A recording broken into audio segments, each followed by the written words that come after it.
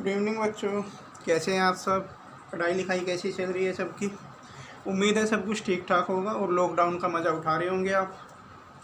खैर अभी यहाँ पर कंटिन्यूटी की बात कर रहे थे हम। कंटिन्यूटी में बहुत सारा काम मैंने करा दिया, बस एक छोटा सा टॉपिक बचा हुआ है, सम स्पेशल फंक्शंस की कंटिन्यूटी के बारे में बात करनी है। कुछ 4-6 क्वेश्चन दे रखे हैं एनसीईआरटी के अंदर इस टॉपिक से रिलेटेड कि कुछ हमारे पास प्री डिफाइंड फंक्शंस होते हैं जिनको हम डायरेक्टली बोर्ड एग्जाम में भी लिख सकते हैं कि ये कॉन्टीन्यूअस होंगे, बस खाली हमें उनका नाम बताना होता है। कुछ फंक्शंस हैं हमारे पास जिनका सिर्फ नाम बताने पर ही वो कॉन्टीन्यूअस प्रूव हो जाते हैं। जैसे कहते हैं है ना कि किसी भी बच्चे का आप नाम लो कि ये है तो बस ठीक ही क्या होगा, या कुछ बच्चे हैं भाई इसने तो कुछ किया ही नहीं होगा, उस तरीके से है कि प्री डिफाइन है। जैसे पोलिनोमियल फंक्शन, रेशनल, ट्रिग्नोमेट्रिक और मॉड्यूलस फंक्शन। पोलिनोमियल फंक्शन को आप समझो। पोलिनोमियल वैसे तो आपने सुना होगा, पोलिनोमियल इनको बोलते हैं ए एक्स की पावर n प्लस ए एक्स की पावर n-1। इस तरीके से घटते घटते यहाँ पर ये b, और मान लीजिए इस तरीके से घटते हुए यहाँ पर आगे पी एक्स प्लस क्यू वगैरह था। ये सब पोलिनोमियल कहलाते हैं। एग्जाम्पल के तौर पे कहीं हमने लिख दिया 2x² प्लस 5, तो ये फंक्शन पोलिनोमियल होगा जिसमें x की पावर होल नंबर आते हैं, बस वे वाले। कि कहीं पर हमने लिख दिया 5x माइनस 3, तो ये भी एक पोलिनोमियल फंक्शन कंसीडर होगा। अच्छा मैं एक लिखना भूल गया था यहाँ पर, कॉन्स्टेंट फंक्शन। जैसे 7x की पावर 5 माइनस 3x, तो ये भी एक पोलिनोमियल फंक्शन होगा। तो जितने भी पोलिनोमियल फंक्शन होते हैं हमेशा कॉन्टीन्यूअस होते हैं, याद रह जाएगा। Every polynomial function is always continuous. इसके लिए आपको कुछ भी नहीं बताना है, कुछ भी प्रूव करके नहीं दिखाना, ना कोई LHL ना कोई RHL, कुछ नहीं करना आपको। आप डायरेक्ट कह दोगे जी ये तो पोलिनोमियल है इसलिए कॉन्टीन्यूअस होगा। ओके, इसी तरीके से रेशनल वालों की अगर हम बात करें, पोलिनोमियल को हटा के रेशनल वालों की बात, तो रेशनल में तुमने सुना ही होगा, रेशनल जो px/qx की फॉर्म में जो होते हैं उन्हें रेशनल बोलते हैं। यानी सिंपल वे में तुम कह सकते हो कोई भी फ्रैक्शन जैसे x + 1/x - 3, तो ये फंक्शन हमेशा कॉन्टीन्यूअस होगा। बस एक कंडीशन होती है कि जो भी डिनोमिनेटर में दे रखा है उस पर डिसकंटिन्यूअस रह जाता है। यानी x = 3, डिनोमिनेटर में वैल्यू कभी 0 नहीं आती, तो डिनोमिनेटर से जो x की वैल्यु आएगी उसे छोड़कर ये सब जगह कॉन्टीन्यूअस होगा। तो अगर मैं कहीं एक पोलिनोमियल लिखूं px = 7 - x² - 4, तो इसकी वैल्यू, डिनोमिनेटर की वैल्यू x = एक तो -2 पर और एक x = 2, दोनों वैल्यू पर 0 हो जाएगी, क्योंकि तुम इसके फैक्टर करके देखो। तुम इसके अगर फैक्टर करोगे नीचे वाले के तो तुम्हें मिलेगा x - 2x + 2, और यहाँ से डिनोमिनेटर से x की दो वैल्यू आपको मिलेंगी, एक x = 2 और एक मिलेगी x = -2। तो इन दोनों वैल्यू के अलावा ये फंक्शन हर जगह कॉन्टीन्यूअस होते हैं। यानी पोलिनोमियल फंक्शन हमेशा कॉन्टीन्यूअस होते हैं, बस डिनोमिनेटर की वैल्यू को छोड़ दिया जाता है कि अगर किसी x की किसी वैल्यू के लिए डिनोमिनेटर 0 होता हो तो उस पर पोलिनोमियल फंक्शन कॉन्टीन्यूअस नहीं होते। तो हम इस फंक्शन को लिख देंगे कि px is continuous for every real number, कि px हर एक रियल नंबर के लिए कॉन्टीन्यूअस होगा एक्सेप्ट x = 2 एंड x = -2। मतलब क्या हुआ कि x = 2 और -2 को छोड़कर ये सब जगह कॉन्टीन्यूअस होगा। तो ये रेशनल फंक्शन की बात हो गई। ट्रिग्नोमेट्रिक फंक्शन में अगर हम बात करें तो ट्रिग्नोमेट्रिक फंक्शन भी हर जगह कॉन्टीन्यूअस होते हैं। बस आप ध्यान रखना कि ट्रिग्नोमेट्रिक जो टेबल होती है उसमें कुछ वैल्यू बीच में इन्फिनिटी आ जाती है, नॉट डिफाइंड। जैसे अगर हम 1090 की बात करें, 10π/2 की वैल्यू नॉट डिफाइन होती है। इसी तरीके से कोट 0 की बात करें तो कोट 0 की वैल्यू भी नॉट डिफाइन होती है। तो ऐसी स्थिति में ये फंक्शन डिसकंटिन्यूअस बन जाते हैं जहाँ भी वैल्यू नॉट डिफाइन आती है, जहाँ इन्फिनिटी आ जाए आंसर, मतलब डिसकंटिन्यूअस बन जाए। ये भी तो इसी वजह से बना था कि अगर x की वैल्यू आप यहाँ पर 3 ले लोगे तो अपोन में 3, x की वैल्यू 3 लेते ही अपोन में 0 बन जाएगा और वो इन्फिनिटी आएगा आंसर। यहाँ पर भी x की वैल्यू अगर 2 ले लोगे तो आंसर इन्फिनिटी आएगा। तो जब भी आंसर इन्फिनिटी आते हैं वहीं पर डिसकंटिन्यूटी आ जाती है फंक्शन में। ओके, तो ये वाले फंक्शन जैसे tan, कोट, इसके अलावा sec, मैं लिख देता हूँ 4 फंक्शन। यहाँ पर ये जो ऊपर वाले दो लिखे हैं आप ट्रिग्नोमेट्रिक टेबल में भी देख सकते हैं, कहीं पर इनमें कोई वैल्यू इन्फिनिटी नहीं बनती है, तो ये ऑलवेज कॉन्टिन्यूअस है, ये ऑलवेज कॉन्टिन्यूअस है। ऑलवेज मतलब हर एक रियल नंबर के लिए आप x की वैल्यू कुछ भी रखो, इनका ग्राफ जरूर बनेगा, ठीक है। लेकिन ये वाले tan कोट सेक कोसेक ये बीच बीच में ब्रेक हो जाते हैं, जैसे tan 90 डिग्री पर ब्रेक होगा, कोट 0 पर होगा, सेक भी 90 पर होगा, कोसेक 0 पर ब्रेक होगा, इस तरीके से बीच बीच में ब्रेक हो जाते हैं। तो इनकी बात एक्सरसाइज के अंदर ज़्यादा नहीं की जाएगी। एक्सरसाइज के अंदर आपको बार बार ये देखने को मिलेंगे कि साइन एक्स कोस एक्स, तो इनको आप डायरेक्ट कह दोगे कि since it is sine function या since it is cos function therefore it is continuous. कुछ नहीं करना है, कोई LHL नहीं, कोई RHL नहीं, डायरेक्ट आप लिखोगे साइन फंक्शन है तो हमेशा कॉन्टिन्यूअस होगा ही होगा। इसी तरीके से मैं और लिख देता हूँ e की पावर x log x, और भी बहुत सारे हैं, e की पावर x हुआ, log x हुआ। कांस्टेंट फंक्शन का मतलब ये है जब f(x) की वैल्यू कुछ कांस्टेंट है, तो जैसे f(x) = 4 या f(x) = -3, तो ये सब फंक्शन भी कॉन्टिन्यूअस होते हैं। मॉड्यूलस फंक्शन ये आप बार बार सुनते ही होंगे, f(x) = mod x, ये फंक्शन भी कॉन्टिन्यूअस होता है। ट्रिग्नोमेट्री वाले मैंने बता ही दिए, तो हमेशा ध्यान रखना। बस ये कुछ स्पेशल टाइप के फंक्शन थे जिनके बारे में आप डायरेक्टली बोल दोगे कि ये कॉन्टिन्यूअस है। अब आप बार बार ये सोच रहे होंगे कि बोलना कब कब लिखना है कि ये कॉन्टिन्यूअस है, तो उसके लिए एक और मैं छोटा सा टॉपिक बोर्ड पे लिख रहा हूँ, उसे और समझेंगे। देखो टॉपिक क्या है इससे रिलेटेड, जो ये बार बार बताया गया तुम्हें कि पॉलिनोमियल फंक्शन ये सब कॉन्टिन्यूअस हैं, उसके पीछे कंसेप्ट ये काम करता है एलजेब्रा ऑफ कॉन्टिन्यूअस फंक्शन, कि अगर आपको इससे रिलेटेड क्वेश्चन मिल जाए तो आप वहाँ पर डायरेक्ट लिखोगे। अब इससे रिलेटेड क्वेश्चन कैसे होंगे कि अगर हमें पता है कि दो फंक्शन कॉन्टिन्यूअस है, दो या दो से ज़्यादा फंक्शन का एडिशन, सब्ट्रैक्शन, मल्टीप्लिकेशन और डिवीजन, ये सब भी कॉन्टिन्यूअस फंक्शन होंगे। कि अगर हम दो फंक्शन को जोड़ दें, जैसे हमें पता है कि साइन एक्स एक कॉन्टिन्यूअस फंक्शन है, कोस एक्स भी एक कॉन्टिन्यूअस फंक्शन है, तो हम कह देंगे sine x plus cos x भी एक कॉन्टिन्यूअस फंक्शन होगा। ये क्वेश्चन नंबर 20 और 21 है तुम्हारी बुक के अंदर, क्वेश्चन नंबर 20 और 21, ये दोनों क्वेश्चन इसी टॉपिक से रिलेटेड हैं। 20 में जैसे कहा है उसने कि prove that x² minus sine x plus 5, इसे हमें प्रूव करना है कि ये कॉन्टिन्यूअस फंक्शन है। क्वेश्चन नंबर 20 में कुछ भी आप px ले लिया करो या fx ले लो, हमें प्रूव करना है कि f(x) = x² minus sine x plus 5 एक कॉन्टिन्यूअस फंक्शन है। तो आप इसे इस तरीके से लिखोगे कि x² प्लस 5 को अलग कर लो इसमें से और माइनस साइन एक्स को अलग कर दो, क्योंकि x² प्लस 5 एक पॉलिनोमियल फंक्शन है, साइन एक्स एक ट्रिग्नोमेट्रिक फंक्शन है। हम जानते हैं पॉलिनोमियल फंक्शन भी कॉन्टिन्यूअस होते हैं, साइन एक्स भी कॉन्टिन्यूअस होते हैं, इसलिए इन दोनों का डिफरेंस भी कॉन्टिन्यूअस होगा। बस इस बात को आप इंग्लिश में लिख दोगे, तो आप उस पूरे में ये कहानी लिख दोगे कि since x² plus 5 is a polynomial function which is continuous for every real number and sine x is also a continuous function. Okay, मतलब x² प्लस 5 एक पॉलिनोमियल फंक्शन था इसलिए कॉन्टिन्यूअस होगा, साइन एक्स एक कॉन्टिन्यूअस फंक्शन होता ही है, हमें पहले से पता है।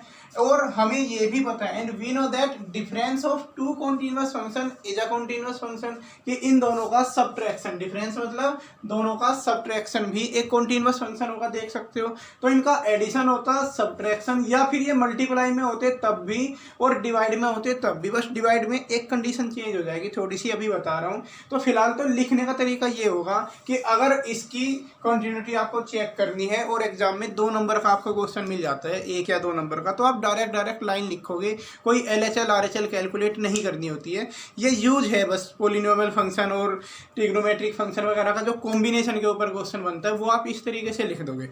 अब डिवीजन में थोड़ा सा एक काम अलग होता है, क्वेश्चन लेकर देखते हैं। जो डिवीजन वाले होंगे वो इस तरीके से होंगे कि px अपॉन qx होगा, मतलब ऊपर एक फंक्शन होगा, नीचे भी कोई एक फंक्शन होगा, ऊपर का भी कॉन्टिन्यूअस है। सपोज हमने f(x) लिया कुछ इस तरीके से कि x² plus 5 upon x minus one, कुछ इस तरीके से हमने ले लिया। ऊपर वाला फंक्शन एक पॉलिनोमियल फंक्शन है इसलिए कॉन्टिन्यूअस होगा, नीचे वाला फंक्शन भी एक पॉलिनोमियल है इसलिए कॉन्टिन्यूअस होगा, तो इनका डिवीजन भी कॉन्टिन्यूअस रहेगा। ये बात आप लिख दोगे।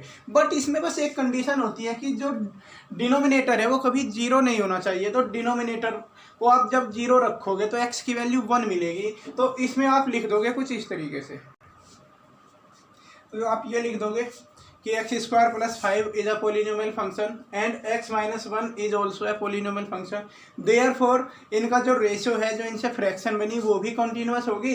बस उसमें इस चीज़ का ध्यान रखोगे कि डिनोमिनेटर जीरो नहीं होना चाहिए। डिनोमिनेटर 1 पर जीरो होता तो हमने लिख दिया एक्सेप्ट एक्स इक्वल टू 1, कि एक्स इक्वल टू 1 को छोड़कर ये सब जगह कंटिन्यूअस होगा।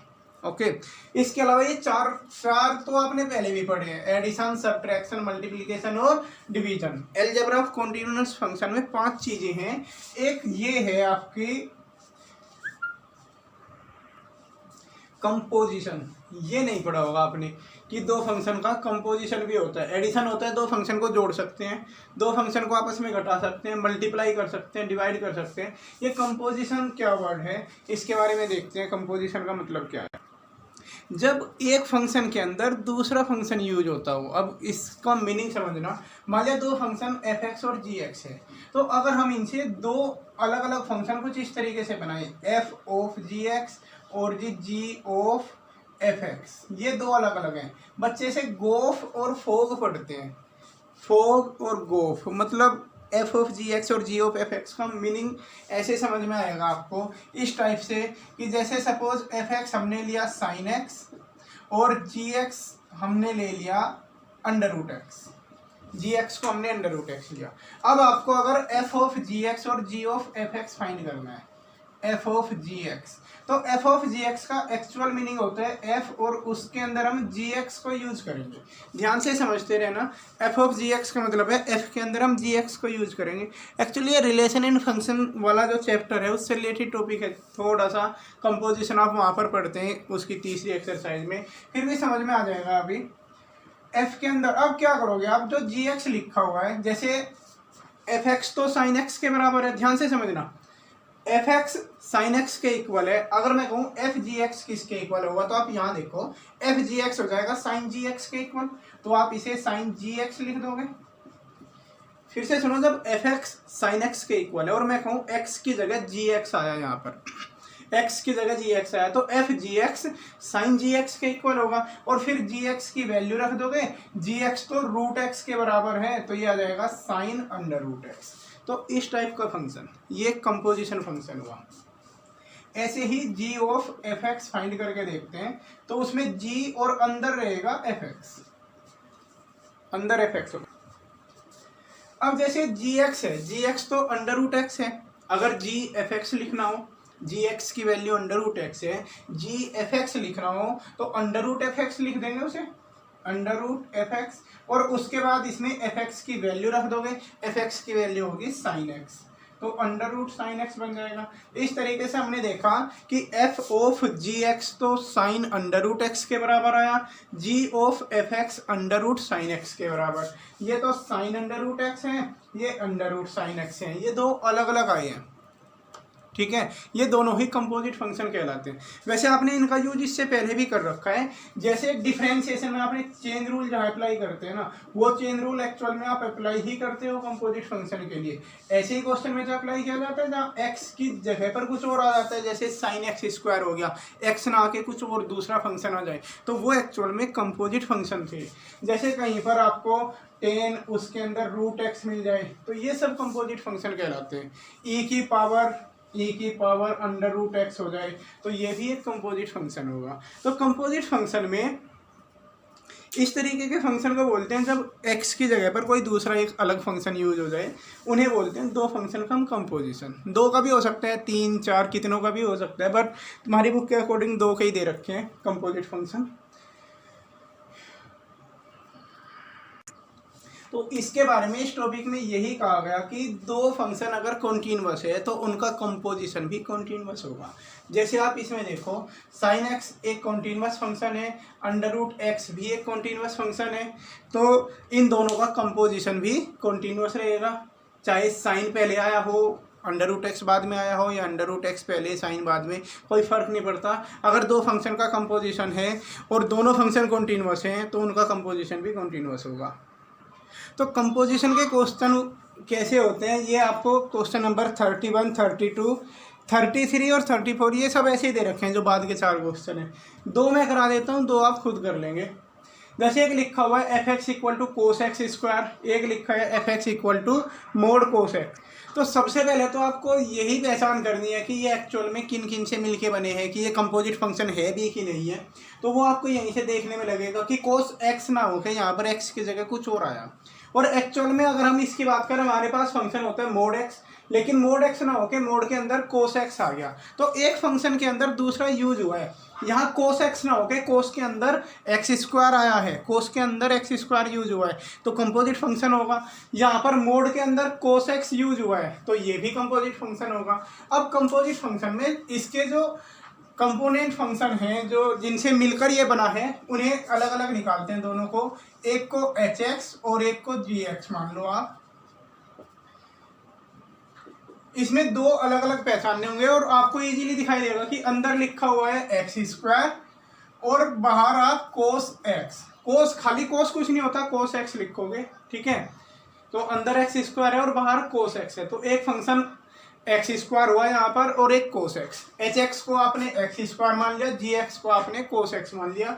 अब हमें ये देखना है कि H of ji X find करें या जी ऑफ एच एक्स, ये कौन सा होगा। तो इसमें अंदर क्या है, अंदर एक्स स्क्वायर है, एक्स स्क्वायर वाले को हमने एच एक्स माना है, यानी आपको एच को अंदर रखना है, मतलब आप जी ओ एच एक्स फाइंड करोगे यहाँ पर इस तरीके से।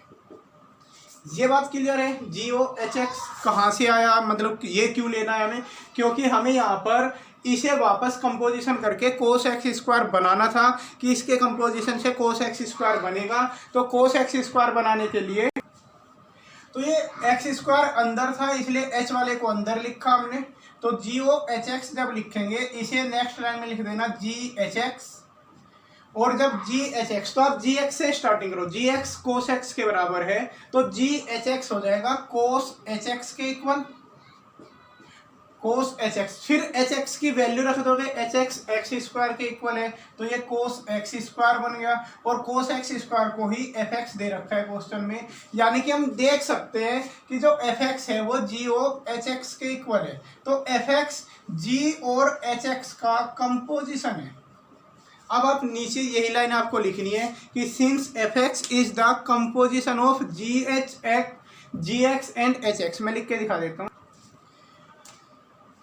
क्या लिख दोगे आप कि एच एक्स और जी एक्स दोनों कॉन्टिन्यूस फंक्शन है और जो एफ एक्स है वो इन्हीं दोनों के कंपोजिशन से बना है, इसीलिए एफ एक्स भी कॉन्टिन्यूस फंक्शन होगा, क्योंकि दो फंक्शन का कंपोजिशन, दो कॉन्टिन्यूस फंक्शन का कंपोजिशन हमेशा कॉन्टिन्यूस होता है। तो इस लाइन को आप लिख दोगे बस।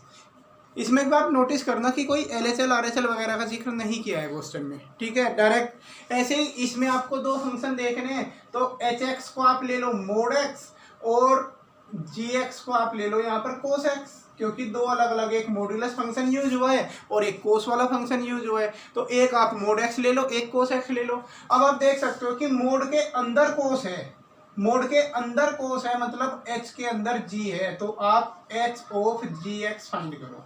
जो फंक्शन अंदर लिखा हुआ है उसे आप अंदर ही लोगे, यहाँ पर इसे लिखोगे एच और यहाँ लिख दोगे जी एक्स, एच जी एक्स। तो जब एच जी एक्स आपको लिखना है, एच एक्स है मोड एक्स तो एच जी एक्स हो जाएगा मोड जी एक्स। इतनी बात क्लियर है। ये एच एक्स की वैल्यू मोड एक्स है, हमें एच जी एक्स चाहिए तो एच जी एक्स हो जाएगा मोड जी एक्स, और फिर जी एक्स की वैल्यू रख दोगे तो मोड कोस एक्स बन जाएगा, और उसके बाद आपको बिल्कुल यही सेम लाइन रिपीट कर देनी है। यानी आपको पता चल जाएगा यहाँ से कि एफ एक्स बराबर हुआ एच ऑफ जी एक्स, और उसके बाद आप बिल्कुल सेम यहाँ से लेकर यहाँ तक ये लाइन रिपीट कर देंगे कि एच एक्स और जी एक्स दोनों कॉन्टिन्यूस थे। इनके रीजन भी लिख सकते हो आप कि एच एक्स एक मॉड्यूलस फंक्शन है इसलिए कॉन्टिन्यूस होगा, जी एक्स कोसाइन फंक्शन है जो कि हमेशा ही कॉन्टिन्यूस होता है इसलिए इनका कंपोजिशन भी कॉन्टिन्यूस फंक्शन होगा। इसी तरीके से 33 क्वेश्चन कर लेंगे आप। 34 में भी दो मॉड्यूलस फंक्शन का सब्ट्रैक्शन दे रखा है, तो मॉड्यूलस फंक्शन कॉन्टिन्यूस होते हैं इसलिए उनका सब्ट्रैक्शन भी कॉन्टिन्यूस होगा। उम्मीद है ये वाला समझ में आया होगा कुछ कंसेप्ट आपको। ये कुछ ऐसा था जो 1 या 2 नंबर का आपसे पूछा जा सकता है कि पॉलिनोमियल फंक्शन का सम आ जाए। जब भी 1-2 नंबर का क्वेश्चन मिले तो समझ जाना, या तो पीस वाइज डिफाइंड फंक्शन से क्वेश्चन पूछा जाएगा जो k की वैल्यू फाइंड करने वाले हैं ये 26 से लेकर 29, 30 तक के, या फिर ये वाले क्वेश्चन जो मैंने इस वीडियो में कराए हैं। ये बहुत इंपॉर्टेंट है, ध्यान से कर लेना सारा।